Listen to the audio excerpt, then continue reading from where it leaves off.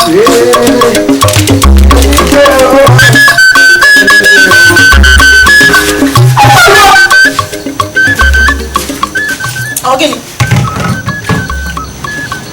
Where are you?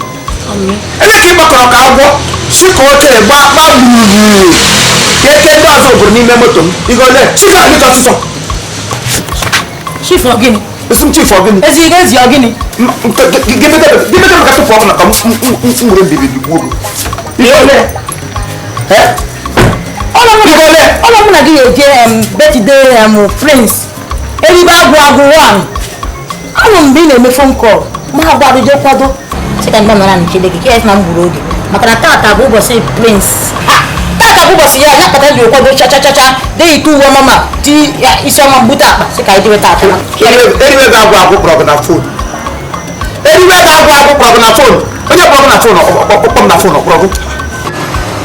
onye bụla kpọrọ ga kpọrọ na maka mụ na abụghị ofu onye kpọrọ m akpọla gị onye gburu m ga-egbu gị nke ọbụla m gaje ga nwụọ oge ị ga-ana anwụọ stupid girl onye kpọrọ gị na-akpọ gị ụwara na-agba gị inwekwara prekọshọn n'ime ndụ gị ebe ọ na-akụkọ gị nweta onwe gị ọzọ bụrụ nọgwụrụ ọsọ gwụọ ga m gara ndị ya aka nga chi ala Imo steeti gaba ọzọ bụrụ gaga treshi ya bịa ga nọ na-eshi enwe masị ndị amụsị bịa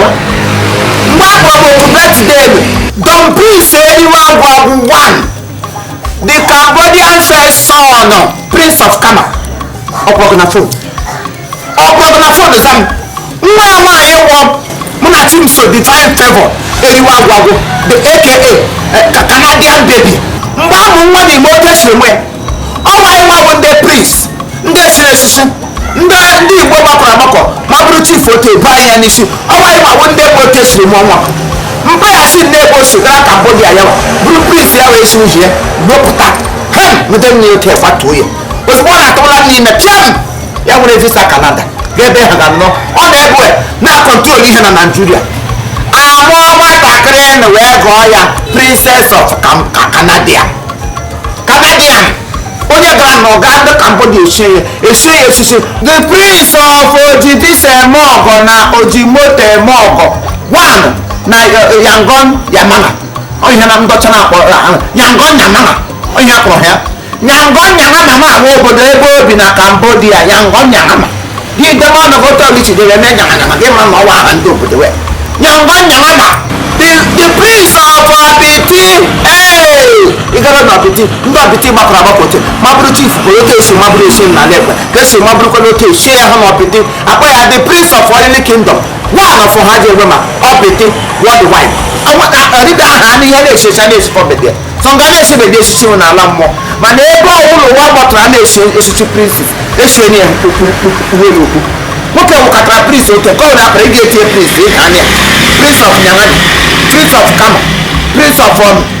Haji Prince of Cambodia Prince of Canada Prince of Ojimoto Emọgọ Prince of Eriwe Agwa Prince nta Prince Imo mana cheleke no ofu onye na-aza afa ndị ọgbasara ị ga-abụ ogbe gwara amụsụ ofu onye zakọrọ aha m ọgbasara agụ nwaanyị isi ọcha amụsụ ọzọ obodo ọgbasara agụ nwunye ya gbara dịka a na-esi di ka a na-esi nwunye ya princess n'ụlọ ụlọọma Sharon Eriwe Agwagwu 1 of the kingdom nwa Chineke goziri oche were ọmụmụ gajuo ya n'ime ụkwụ mkpagbo ji akpa nga die piam ti agba ya titi iwe amakpo ya na foto ga sie nwa sipụta nwa na anyị gaji betere ka ọwụzi nna ya Sebastian na nwunye ya Sebastian ụwọ na Sebastian ụwọ na enwere edukeshọn n'ọbịtị Sebastian ụwọ a good Miamist a good educationist a good Miamist ọ bụ ya wụ na anyị gara skuul kpepe ya ha na College of Education ha bụ ọgbakọ ka sịta ahụ 14th of November 2019 na onye ọbụla esiri echichi n'ala Igbo a ga-ahụ ya nga nwa ya nwaanyị mebebete onye ahụ ọ dị echichi les nye kwesịrị esi ego echichi gị gbakọta abịa n'ọgụ ya gị bịa nga agakpa ige isi ọcha amụsụ ị ga-ebe ụda abụrụ ụmụazị odide conversion gị bụrụ ya bagịba na ụmụazị onye ọla ga na-eti ụmụazị amụrụ na Canada ha na-eti what a witch ị ga-esi ma gote ị ga-anwụ maka esi ngo ụgbọ atọ nọ gagaga revive onwe gị gaa n'ụlọ gacha ihe ị ga-eje onwe gị eme mbuga gị n'ote ka agwụ tụọ ndị akpamsa ha akpaga gị nọ bre banwụpa ya bụ na nke ọzọ bụrụ ọ bụrụ nke bishọp ma ọwụọ mpapa ụwa ebula ahụ gị ebe gị baga n'ime moto bịa gashi agwọ gbakọrọ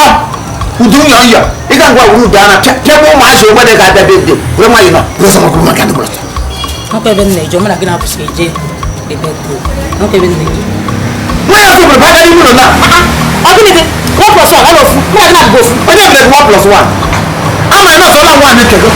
kedu ịkafere nwaanụ ndị anyị bụ iwu 10 plus 1 anyị gịda anọli tugeda bụpụ ụzọ nwa ama atapụ a na-egbugo amakwana m a na-ejike na-adịsị ihe mmiri ya wụfusi egwu ndụzi onye a na chineke mmiri red fall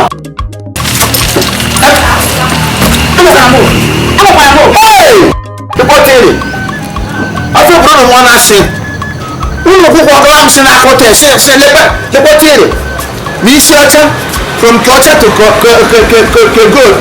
gịnị ka ọkụkọ efuru ọdụ ọkụkọ nwanya dam gị ma anya ka ị ga agụgba gị dawa afọ ehi ukwu Munachi Destiny happy birthday. Ị ga-asị gị na onye happy birthday ọnwa nọ ọgwụgwọ mgbe ya ị ga-eji asị happy birthday asị gị bịa asị Mmeje tata mmeje mmega edebe ala maka Chineke mmiri ala ịbọkarịla taa ndị ọzọ bụrụ ga-eji nwe mbalans si ọzọ bụrụ ote bụrụ pịa nwe ope bịa na na-eke ote pịrị nwe ote pịla enwere m ga-achọ nwere mere ka si esi ọkụkọ nwata ife esi esi gị hụ onye emele ka mmasị isi ọ na happy birthday chief ala n'elu mike nwụ nene ị ga-ahụta mụsikega chief amata ịgịda aka ya happy birthday nwa m happy birthday Munachi nso happy birthday amata Munachi happy birthday